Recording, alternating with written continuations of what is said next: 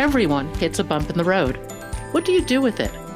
Be inspired as we explore the ways people experience, navigate, and manage the ups and downs and twists and turns in this road trip called life. Welcome to another episode of Bump in the Road. The basic podcast is always free. We also have a premium subscription called Bump 2 that lets you listen in on extended behind-the-scenes conversations with our guests. Check it out at www.bumpintheroad.us. Gavin Frye is the author of The Real You, Leading Your Life from Your Authentic Self. It's a book of heart, soul, and wisdom derived from 40 years of experience as a licensed spiritual therapist and a leadership mentor to entrepreneurs. Gavin is a wise man, and today he shares some of his wisdom with us. Gavin, welcome to Bump in the Road. If you would, tell us your story. Thank you, Pat. It's a pleasure to be here, and greetings to your audience. I'm a licensed spiritual therapist, and I'm a leadership mentor to entrepreneurs, and I've been doing that for 40 years. It's interesting how I began because I was catapulted into my career and my sharing of my gifts in my teens because I grew up in a very traumatic family. I was the youngest of three, and when I was 10, everything was going great. But my sister was 17. She started becoming a very serious heroin addict, and she did that for 17 years. And as if that wasn't difficult enough, my brother, who was 5 years older than me, so he was 15 when I was 10, he started a life of crime, started with burglary. Then he got more serious to kidnapping. And then he became a white supremacist gang leader. And for those of you, I met someone the other day that didn't really understand the belly of what a white supremacist is. They have an ensconced, rooted belief that the white race is similar to the level that there's permission to eliminate anything but that. So Hitler was a white supremacist. So it's very powerful and it's got hatred. And so I grew up with a brother who I would be home when I was 13 doing homework at my dining room table, Pat. And my brother would come home with his skinhead friends, tattoos filled, and he just got out of prison, but he's getting guns out of the attic. I didn't know they were there. And right in front of me on the table, they're loading them to go and do a killing. I knew what they were doing. My brother had a strange kind of glint in his eye. I was afraid of him. Now, all of that you can imagine was overwhelming. It was terrifying. It was derailing. My world went dark for 8 or 9 years. And I learned how to survive by putting up a good face. I got good grades. I didn't want to cause my parents any more pain. I was also afraid, frankly, if I wasn't careful, I'd be next and I'd go like a lemming off the cliff in some way. So I tried to be good. And that was the way I handled it. So the good news about all of this, speaking of a bump in the road, lemonade out of lemons, is it catapulted me towards psychology and spirituality in order to heal, to reconnect with who I was, and to get through all of the trauma. And it was major trauma for me. And I learned how to heal trauma. And I also learned being a man, being a sensitive man, that I had gifts. I had gifts of counseling. I had gifts of empathy, sensitivity. I found that in my work with people over 40 years. Those that are asked to work with people in profoundly healing ways are often asked in their life circumstances to go through very difficult things. And in the going through them, it deepens them. It roots them into who they are. So my work was helping people make major life transition.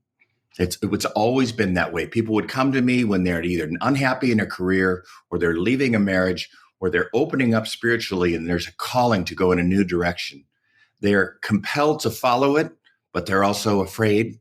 They've never been through it before. And I get to be their partner, like a midwife of the soul, while they make that turn. That's been the nature of my work for my entire career. What happened to your brother? Good question. He went about that business for 15 years. And then one day, a prison ministry volunteer asked to see him. My brother had been asking himself questions about what was going on with his life. He was actually introspective. And this volunteer shared with him about the teachings of Jesus Christ. And my brother is one of those individuals who had a radical spiritual conversion, complete spiritual conversion. All of the hatred, all of the animosity went away. And here was this mild mannered, innocent, wise being. He became a model inmate. They let him out of prison early, and he went to work with this volunteer minister at his church in Oregon. And my brother then became clean shaven. He still had all of his tattoos, but he worked with this very large evangelical church in Oregon, and he worked with the youth, the teens, because he would speak from his own experience, and it was very powerful. And now, interestingly enough, he did that for 6 or 7 years. He got married. He was going to have kids. He was studying to be a male nurse. But one day he's driving down the road. I don't know what happened, Pat, but he didn't commit suicide, but he went off the road and he hit a tree and he died. But his funeral memorial had 500 people there, a very large church. And when they were putting my brother in the ground, there must have been 200 teens. I've never seen such profound grief. They're touching the dirt where they're putting him down because he meant that much to them. And then we went to a 5-hour memorial service where people shared stories about how Michael, my brother, had touched their lives. So he had an arc of a life that was just quite powerful. I find that conversion story very interesting. What do you have any idea what sparked his search for authenticity and his willingness to get rid of this shell that he had built around himself? Well, I think he asked us to come up when this happened, and we were suspicious that he was trying to connive his way out of prison. But when we saw him, it was very clear. It was very, very real. I had never seen this brother before.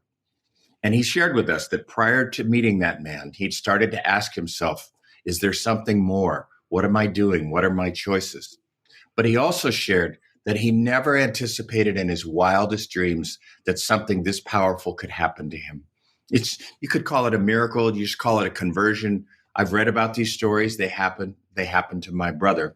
What's very fascinating to me because my work involves helping people connect with their authentic selves.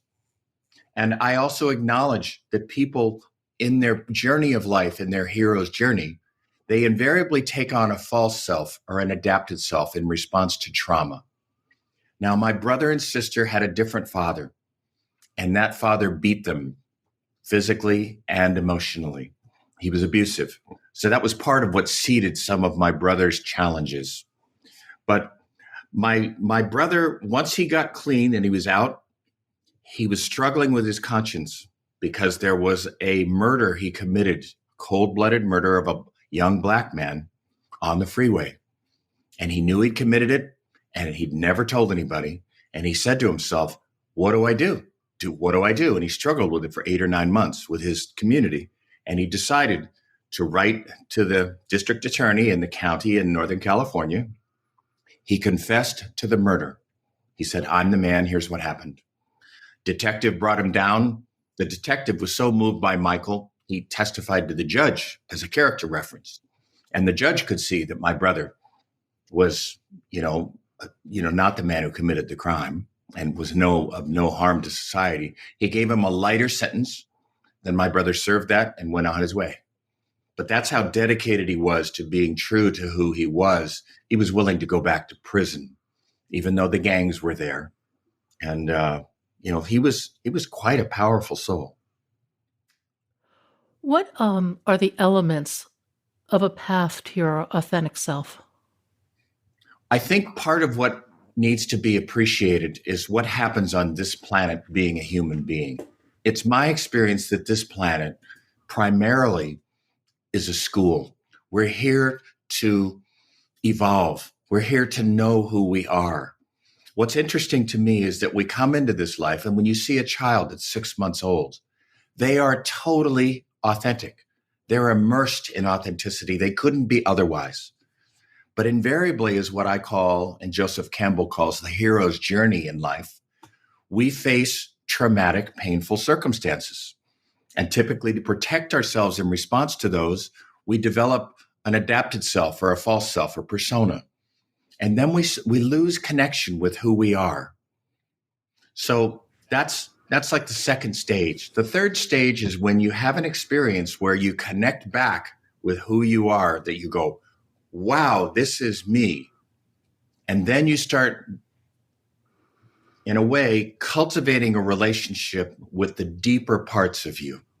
And that's love, that's wisdom, that's compassion, it's intuition, it's service, it's knowing our gifts. Once you start to reconnect with that fire, that depth, it starts to lead you on the path of how to let go of more of what you took on that's no longer needed. I mean, we have to respond to trauma and survive it. But the problem is we keep responding to trauma when it's no longer present. We need to learn how to identify it and let it go. And a key element in that process is when we identify our false self or our adapted self, we don't want to make it wrong. We want to love it. It was there to serve us. It helped us survive and get through.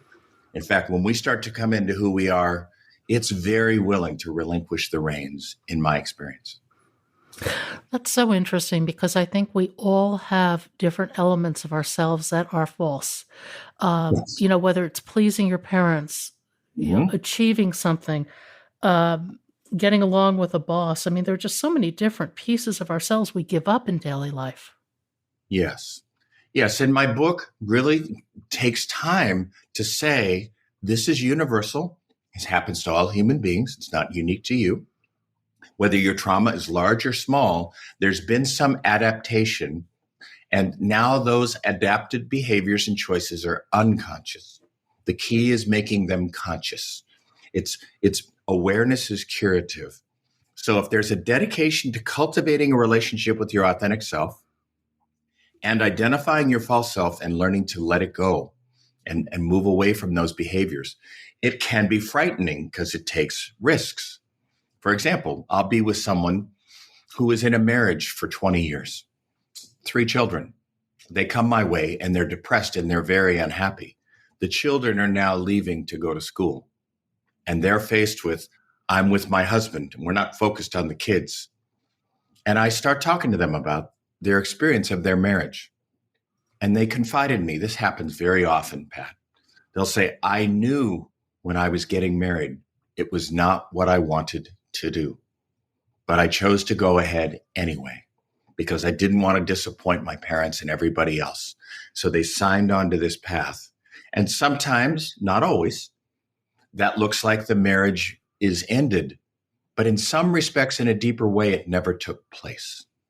The kids got served, but now they're moving into a next chapter in their lives that's not with this person they committed to.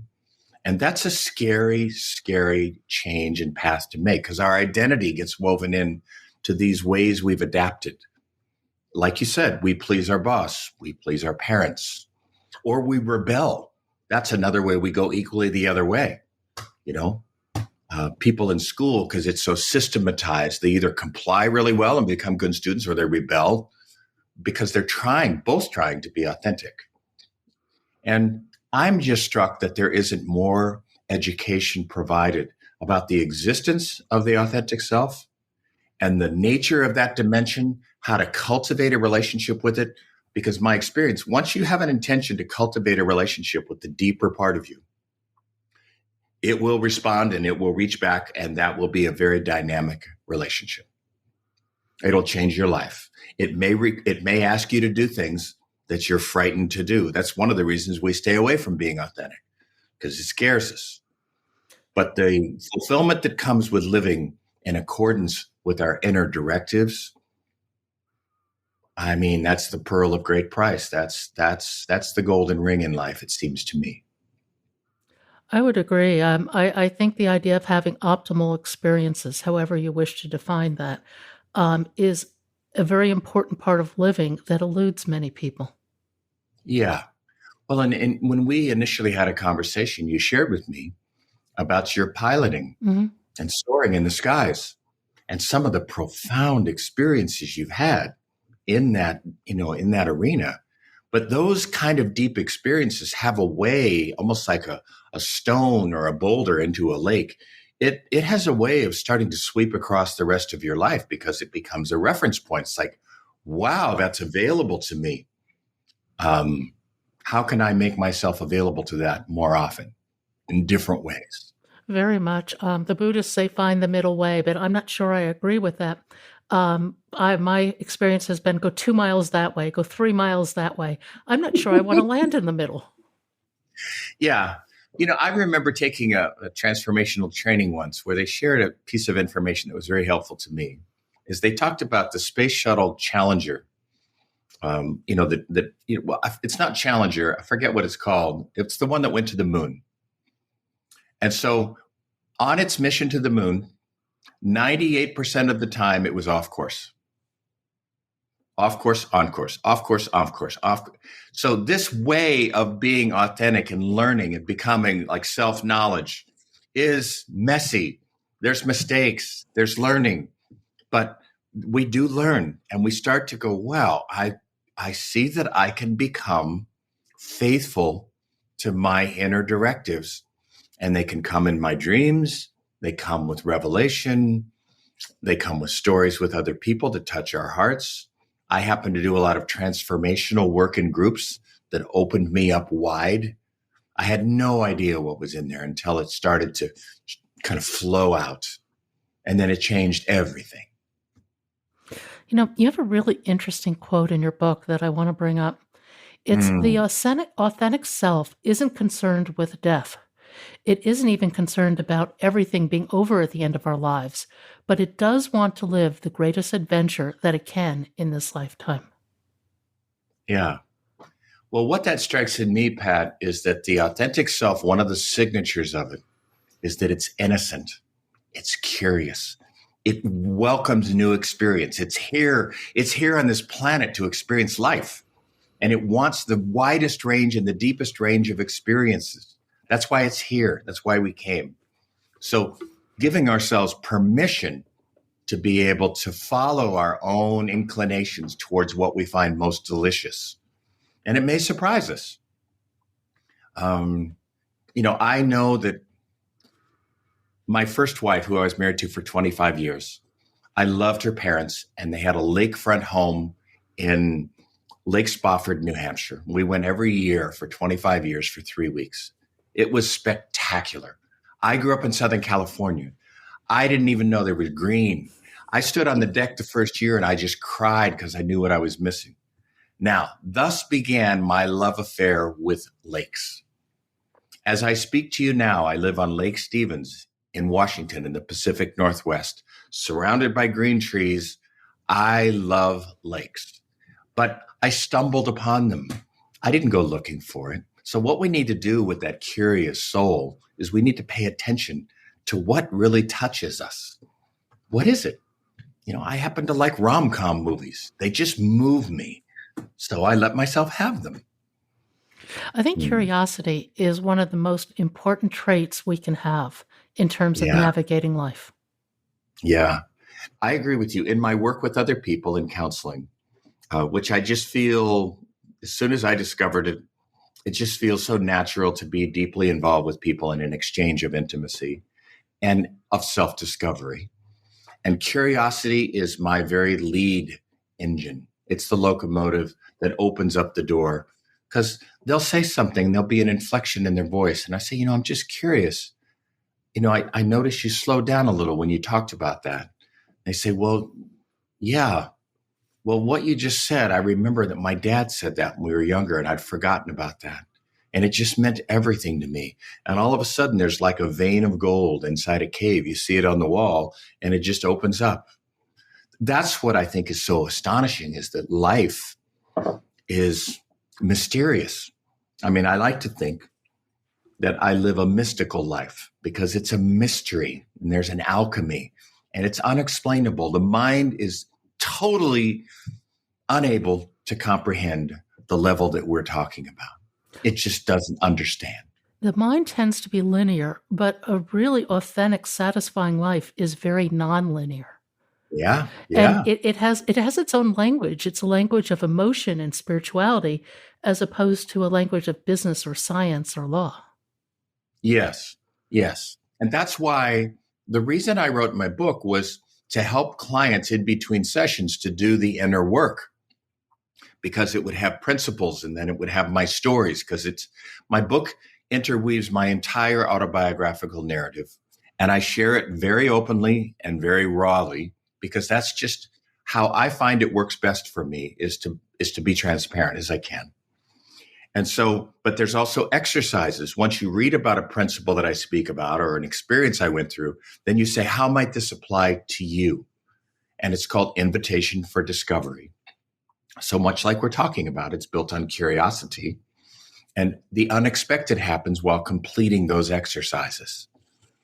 So my book is really, it invites people into almost like a home where the nature of the authentic self is welcomed, seen, celebrated.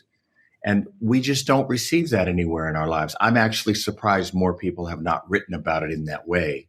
I will say, my spiritual teacher for 35 years, his focus was on the soul.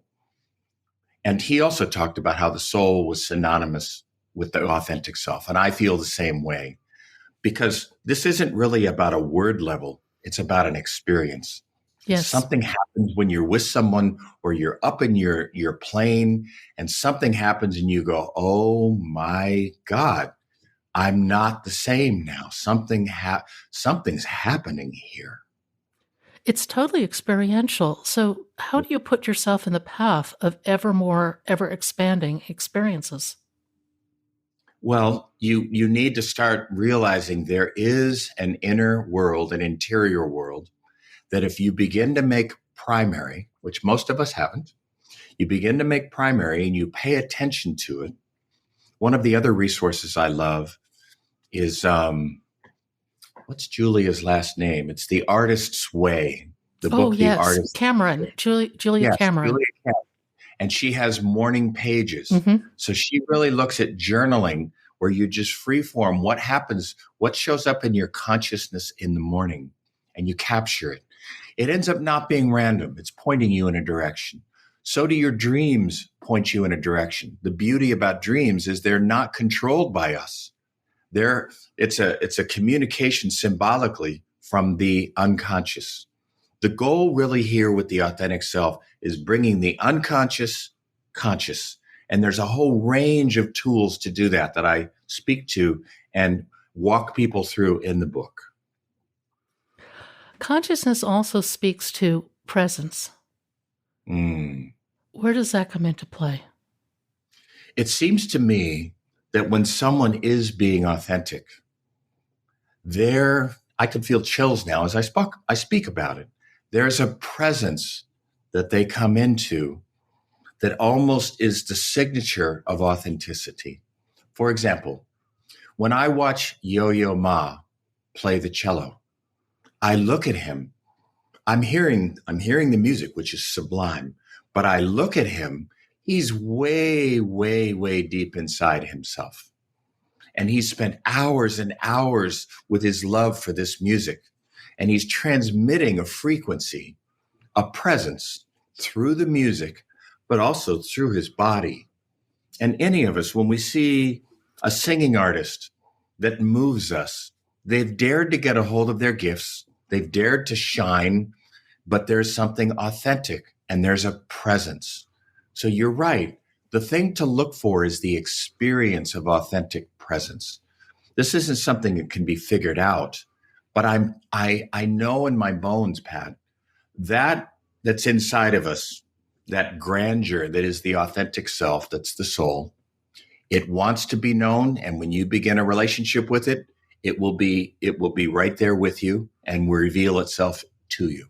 It won't inflict or push, but if it's invited, it'll start to make itself known to you. When you talk about a vocalist or Yo-Yo Ma who touches you deeply, chances are they are existing in the flow. Right. Talk about Right. flow a little bit for my audience.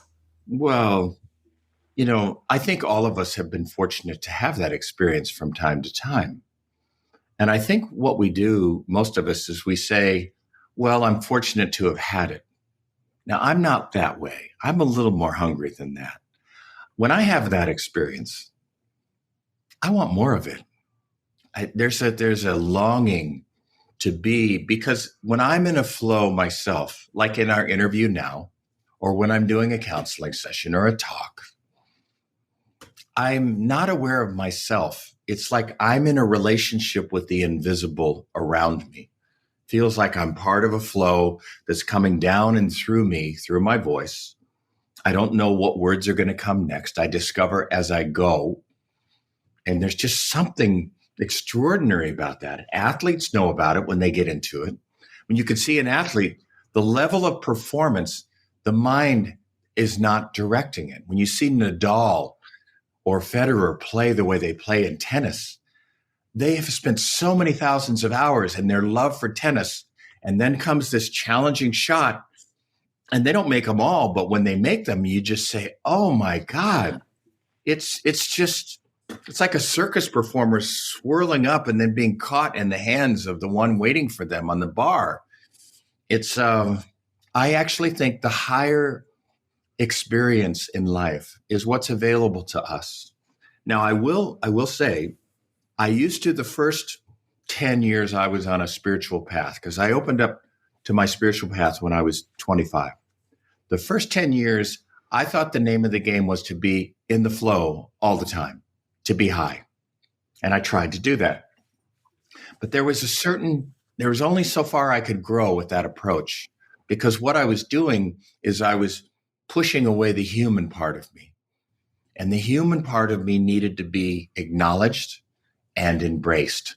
So I think the way we open up to our greater selves and our greater presence and flow is we not only awaken, but we heal.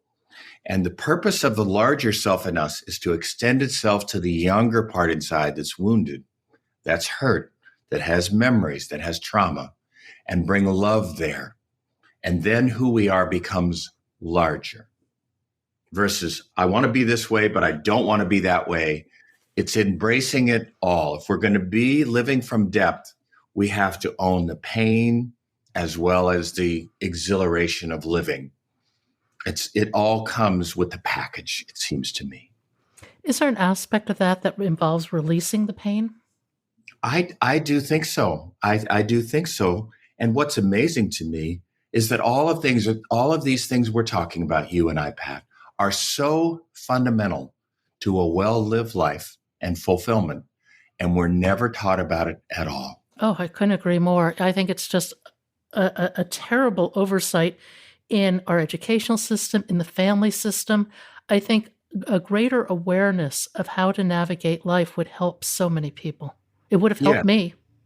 of course. And when you mention about learning to let go, what I found is that all of life is really, one way it could be framed is its relationship. Typically, trauma occurs in relationship. Trauma is also healed by relationship. So what's fascinating is, let's say we have an abusive father and we learn to be afraid and we walk carefully because we don't want to get abused. So we have this adapted self that protects itself. So then we go on with our lives. Interestingly enough, we each have, as I see it, a soul's curriculum. So part of this person's soul's curriculum is to work through an early traumatic event with an abusive father. One of the ways that happens is that woman might unconsciously, because it's familiar, choose a male partner that will be abusive. And you'd say, gosh, that seems just so cruel. But what happens is the same experience comes back, but you have a chance to respond to it differently. So let's say she goes to therapy. She has a safe space to talk about this. And she works with the part inside that got abused by her father and tells it, you're loved. That wasn't about you. This isn't something you need to carry for the rest of your life. You don't need to make up that men are not safe. Maybe she realizes, wow, that's why I chose this man. She goes back to the man and she says, look, this isn't the kind of relationship I want. If this continues, I won't be together with you anymore. He may change, he may not, but she gets to step free of that encounter, that dynamic, because she's become aware and she's worked with it inside and released it. And then she could step out of the relationship and then have a relationship that's fundamentally very different than she had with her father. So it does involve letting go of those things that have, through trauma, kind of become attached to us and our identity. It's a process. And before we can let go, we have to recognize it. Yeah, we have to see it. It's almost like by seeing it, the package opens and it can be released. Awareness is curative. That's why I have exercises throughout my book so people can see things that they have not seen before. So the book isn't just about reading and concepts. It's a dynamic process where there's exercises and there's applied to your life that's unique to you. Every reader is going to have their own unique experience of my book, but they have a chance to actually heal and awaken. One of the really touching stories in your book, I thought, was the incredible kindness and love that you brought to the dissolution of your marriage. I was married to an extraordinary woman for 25 years. And after 25 years, I thought we would go all the way to the end. The challenge is we had two sons, wonderful boys, but they also, part of their soul's curriculum, their challenge in this life was major mental illness and major substance abuse, both at the same time. And I'm talking about bipolar, I'm talking about schizophrenia, and I'm talking about major substance abuse. Now, even though I'm involved in the field as a professional therapist, I didn't work with that population. This was overwhelming. And I learned as I started to encounter this, that families that have even one child with this dynamic, it can tear apart the marriage. And we had two. And it did. It did. There were allegiances to the children, disagreements about parenting. What happened was, and I just never would have imagined it because I'm loyal and I thought we'd be together. But I started to have my authentic inner voice, my intuitive knowing, say, this marriage may not be something I'm ready to commit to the long term. Now, it was scary, very scary to even admit that that was a possibility. That felt like a very hard thing to do.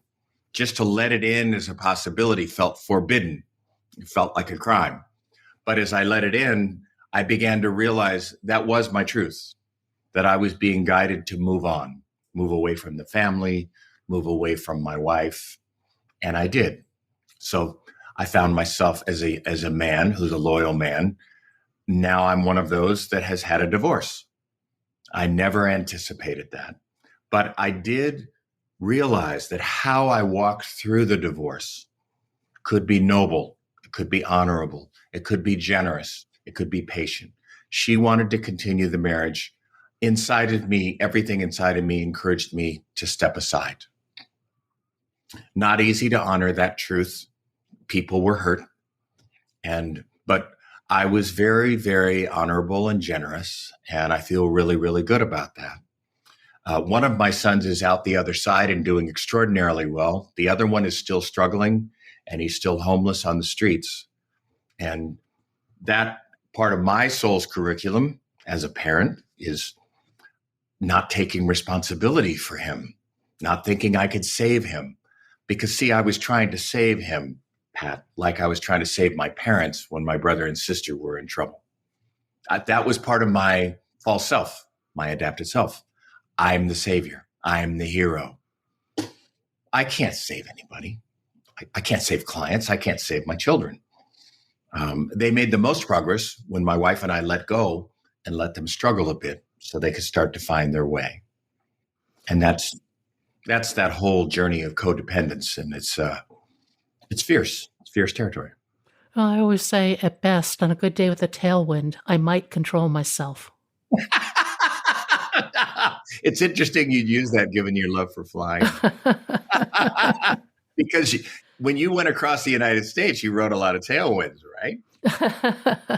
Well, actually, headwinds that way, but what would happen, actually, the plane goes into a long trailer. So you could go to an airport, you stay for a while, you fly, you move Oh, on. So there are segments of the trip. I see. And part of that is waiting for the weather patterns for you to ride them. Is that fair? Oh, the weather patterns in any cross country trip are huge. Yeah. I was in Yeah. a race from California to Kitty Hawk, North Carolina, Mm. and the weather patterns determined the experience and the outcome in that race, where one person died, actually. Wow. And the refusal to have patience and let this weather pattern pass had huge ramifications in many ways. Wow. So he risked going out on an edge where danger got him. Well, actually, the person running the race called the race would occur that day. It was Mhm. unusually cold, and Mm. most of us were flying in unknown territory, and this person got caught in a valley between two mountains and was unable to get out. Whoa. Wow. Wow. I think of that, I'm not someone that was really a big fan of the Top Gun movie, but I remember the actual visuals of that, and I even how the story was written. They were way down in those valleys, navigating and everything, and it's so incredibly dangerous. Oh my gosh, I can't even imagine doing that. I really can't.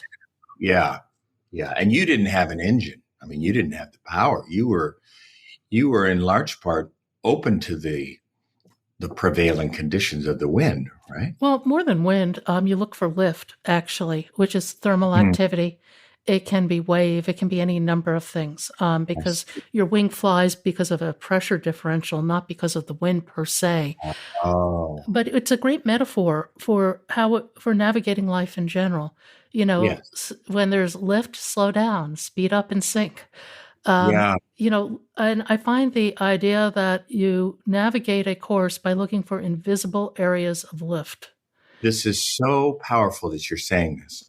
See, it's the relationship with the invisible that we are capable of having, and that's part of your mastery as a pilot. Yes.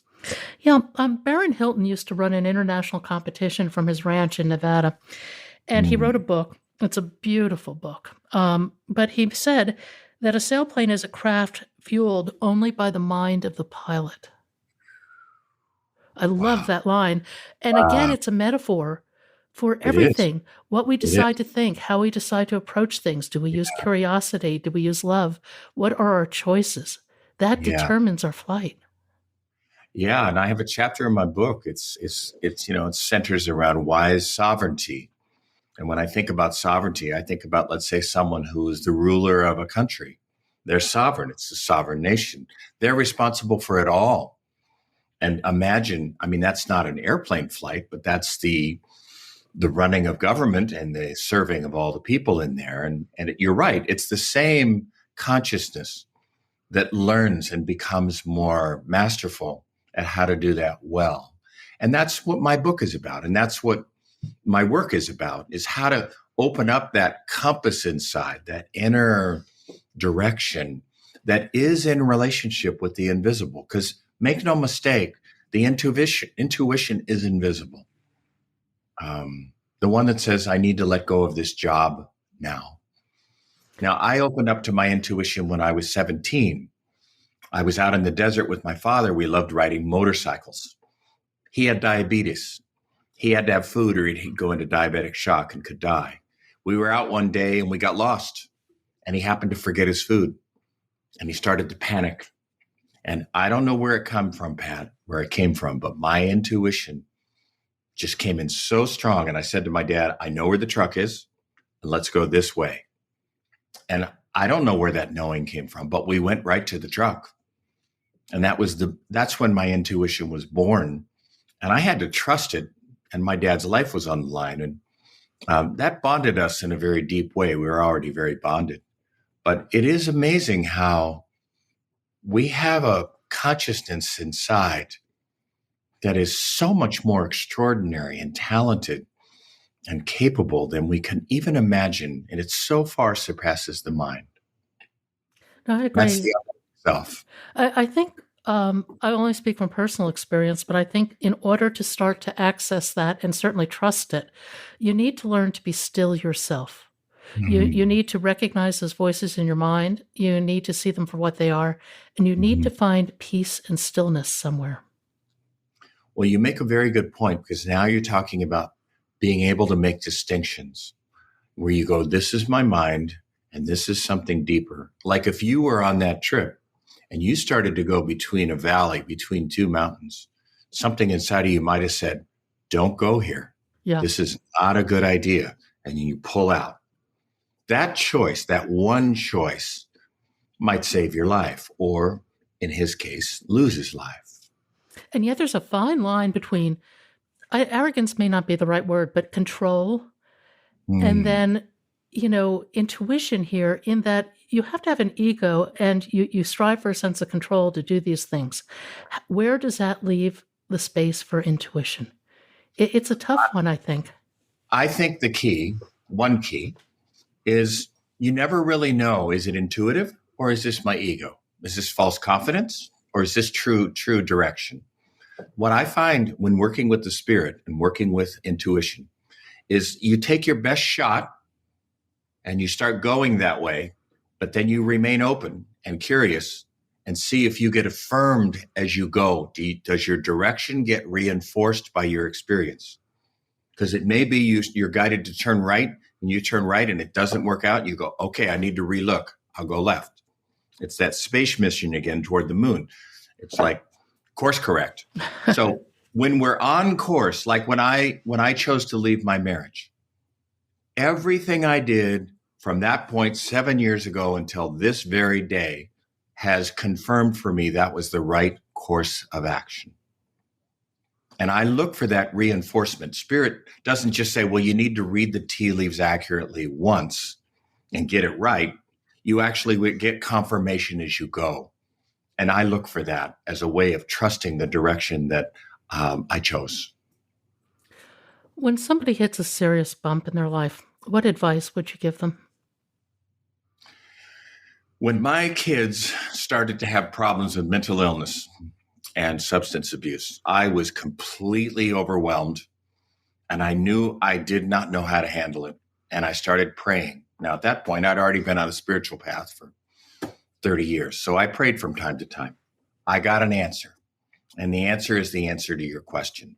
Because what I heard inside was if you begin to relate to anything that's going to happen in your family as anything but a gift from spirit, you're off course. Wow. Now that helped me a lot because I saw, well, as difficult, as traumatic as this was and painful, it was purposeful.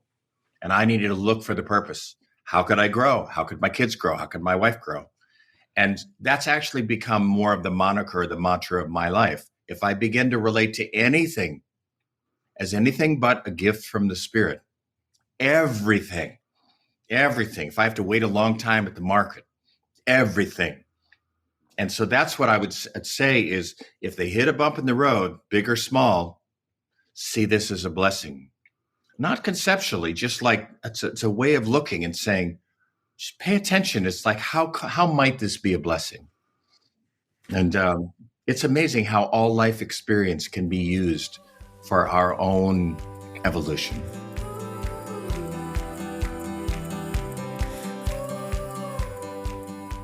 Want to hear more of the conversation? Sign up at bumpintheroad.us as a Bump 2 subscriber. Buy us a cup of coffee. You can give it a go for free. Just use the code FREEMONTH. And thank you for listening today. I hope you found something in today's podcast that inspires you along your own life's path, because sometimes a bump in the road is actually a portal into a more conscious and meaningful life.